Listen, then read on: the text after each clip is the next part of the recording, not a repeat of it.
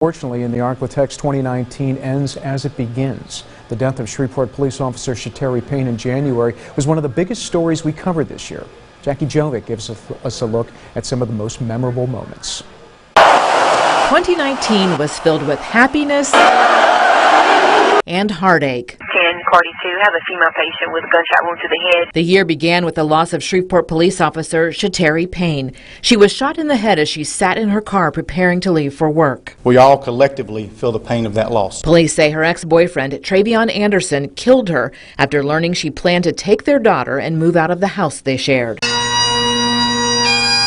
Hundreds of people, including law enforcement officers from across the country, attended Payne's funeral. Shreveport not only lost a life on January 9th, we lost a light. Anderson and two others who are accused of hiding the weapon will be tried in March of 2020 on second-degree murder charges. And while Officer Payne's family awaits justice, it finally comes for the family and friends of fallen Shreveport police officer Thomas LaValle. It's been a long process. LaValle was shot and killed in August of 2015 while answering a domestic disturbance call in Queensboro. After 4 years of delays, Grover Cannon is found guilty of first-degree murder and will spend the rest of his life in prison. It's just justice for Thomas, and it'll never bring him back. There's no such thing as closure in a situation like this. You're happy, but you're sad because of why we're here.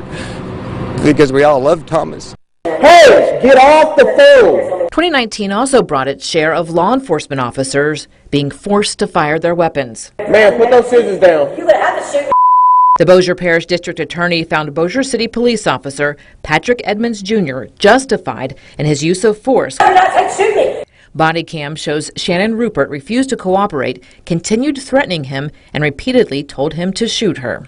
Hey, if you come over here, I will kill you.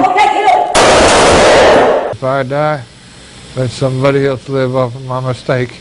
The vaping crisis hit home as 45-year-old Scott Goldstein spent weeks in a Shreveport hospital bed clinging to life. The only thing keeping me alive right now is oxygen. Goldstein survived and is now recovering from the vaping-related lung illness.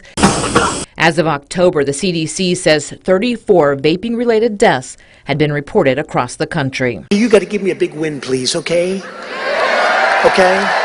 The Louisiana governor's race drew the national spotlight as President Donald Trump made several visits to the Pelican State, trying to unseat the Deep South's only Democratic governor, John Bel Edwards. Then you need to replace radical, liberal John Bel Edwards with a true Louisiana patriot. Despite rallies like the one in Bossier City, in the end, the pro-life, pro-gun rights governor kept his job and his composure. As for the president, God bless his heart.